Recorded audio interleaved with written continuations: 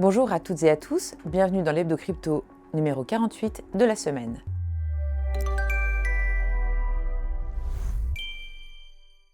Au menu aujourd'hui, crack prolongé, Bellet des Whales, ces très gros portefeuilles de Bitcoin, avancées concrètes sur l'euro numérique et or qui campe au-dessus de 4000 $ l'once. Après une nouvelle phase de chute brutale entre le 20 et le 23 novembre, Bitcoin reprend aujourd'hui un peu de vigueur. Il évolue désormais autour de 88 000 $ après un point bas situé entre 80 600 et 81 000 $ ce week-end. La capitalisation totale du marché rebondit elle aussi vers les 3 000 milliards de dollars, plus 2 à 3% sur 24 heures, et les altcoins accompagnent le mouvement.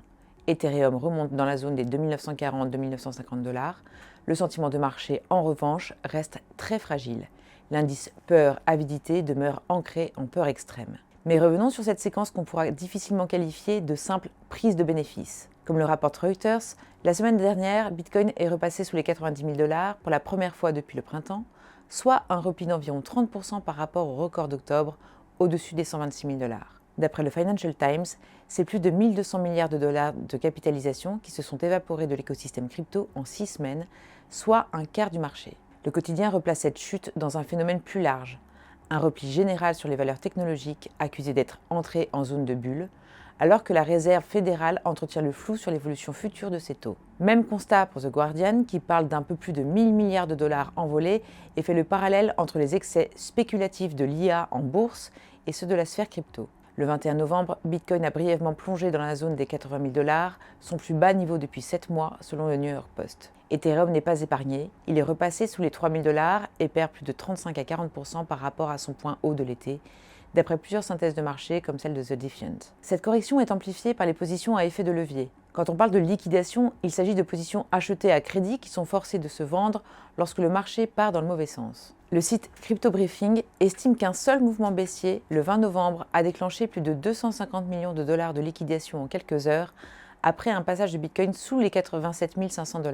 Pour l'instant, les flux sortants sur les ETF Bitcoin, la baisse de la liquidité et la peur très visible sur les produits dérivés, options et contrats à terme font plutôt penser à une grande phase de purge qu'à un hiver crypto où tout s'arrête, comme le note Glassnode dans son analyse de marché de la semaine 47, relayée par Forklog. Dans ce contexte de chute violente, les projecteurs sont braqués sur les whales, les portefeuilles qui détiennent des montants massifs de Bitcoin, souvent plus de 1000 Bitcoins. D'après The Economic Times, Bitcoin a rebondi d'environ 4% après son plus bas récent, pour revenir vers 91 700 $, et le nombre de portefeuilles détenant plus de 1000 Bitcoin a atteint un plus haut de 4 mois à 1384 adresses. Plusieurs sources on-chain, dont Sentiment, relayées notamment par TradingView, indiquent que la semaine pourrait être la plus active de l'année pour les très grosses transactions.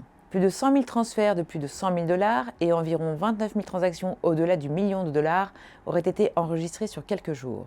Là encore, il faut traduire, on ne parle pas de petits arbitrages, mais d'un véritable balai de capitaux. Ces flux peuvent être interprétés de deux façons. Soit des whales prennent leur profit et allègent la voilure après le record d'octobre, soit d'autres gros acteurs profitent de la baisse pour accumuler, ce que suggèrent certaines analyses comme Bitcoin Chain Check, publiée par Van Eck, qui évoque un transfert des jetons depuis des détenteurs de moyen terme vers de nouveaux entrants, tandis que certains gros portefeuilles redeviennent acheteurs nets. Autrement dit, sous la surface du crack, la structure du marché est en train de se recomposer.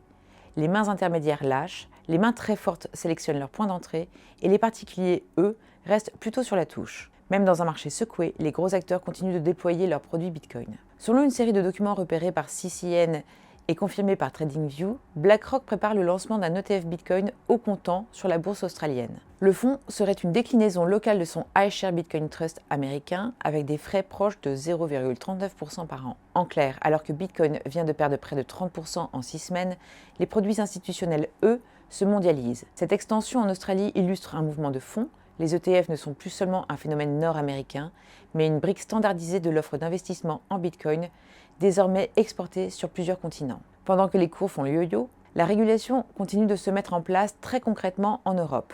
Selon un panorama publié fin novembre par la société Cifrine, l'application de MiCA en Europe s'est déjà traduite par plus de 540 millions d'euros d'amendes. Les sanctions visent surtout les manques de transparence, de sécurité des fonds et des manques aux obligations KYC. La plus lourde, 62 millions d'euros, a été infligée par une plateforme opérant en France sans que son nom ne soit rendu public. Le message est clair, les autorités ne sont plus dans le laisser-faire et les prestataires qui bricolent avec le KYC, la lutte contre le blanchiment ou la protection des clients commencent à le payer très cher. De l'autre côté de l'Atlantique, la semaine a été marquée par un signal intéressant, plus discret que les ETF, mais potentiellement important pour l'infrastructure. Le 18 novembre, l'OCC, le superviseur des banques fédérales américaines, a publié la lettre interprétative numéro 1186. Selon l'analyse d'Elliptic et de plusieurs cabinets comme Jones Day, cette lettre confirme que les banques nationales peuvent détenir des cryptoactifs sur leur bilan pour un usage purement opérationnel. Payer des frais de réseau, par exemple sur Ethereum ou Solana, ou tester des applications fonctionnant sur des blockchains autorisées.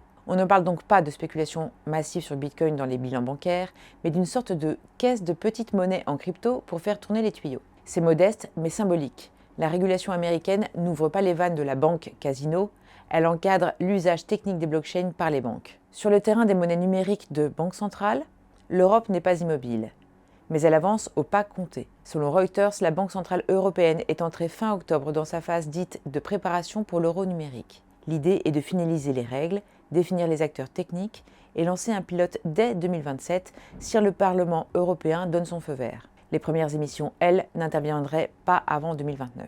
Le 17 novembre, Piero Cipollone, membre du directoire de la BCE, est venu défendre le projet devant les députés européens. Comme l'a rappelé la BCE, l'objectif n'est pas de remplacer l'euro que nous utilisons déjà, mais de garantir un moyen de paiement public dans un monde où Visa, Mastercard et les stablecoins privés, ces cryptos indexés sur le dollar ou l'euro, prennent de plus en plus de place. Même discours à la Banque de France ou à la Banque centrale d'Irlande.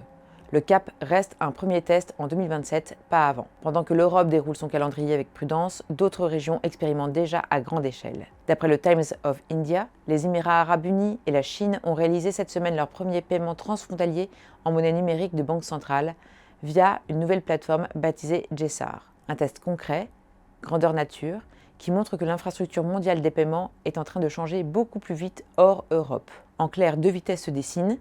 L'Asie et le Golfe testent déjà les règlements internationaux en CBDC. L'Europe, elle, construit un euro numérique qui coexistera avec les billets, la carte bancaire et les dépôts bancaires. Pendant que la crypto encaisse sa correction, l'or reste accroché à un niveau symbolique. Selon The Economic Times, les contrats à terme sur l'or évoluent autour de 4 040 $ l'once après avoir dépassé les 4 000 $ pour la première fois de l'histoire plus tôt dans l'année. D'après Kitco et plusieurs analyses de marché, ce niveau correspond moins à un emballement spéculatif qu'à une phase de consolidation après un pic au-delà des 4 200 $. Les facteurs qui soutiennent ce plateau sont désormais bien identifiés.